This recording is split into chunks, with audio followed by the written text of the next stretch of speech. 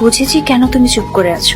এখন হয়তো নতুন গার্লফ্রেন্ডের কথা ভাবছো, তাই আমার সাথে কথা বলার কোনো দরকারই মনে হচ্ছে না। আজকে আবার মহারানীর কি হইলো? চুপ করে আছে যে? কোনো সময় তো এইভাবে চুপ করে থাকে না। কথা বলবো না? থাক, যেহেতু কিছু বলতে চেতেছে না, তোর মতো থাকতে দিই। কি ব্যাপার, হঠাৎ করে এইভাবে কলার সাথে আরিয়ান এভাবে উঠে চলে গেল কেন? বিষয়টা তো আমার দেখতে হচ্ছে। আপনি চিন্তা করছেন কেন?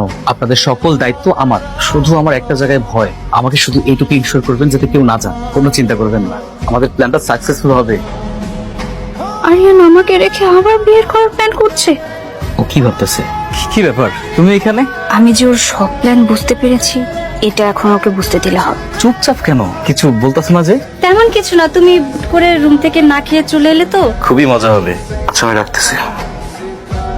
এসব আর মানা যাচ্ছে না যে আরিয়ান সব সময় আমার সামনে হাসি খুশি ভাবে থাকতো, ওর সাথে কথা বলতো।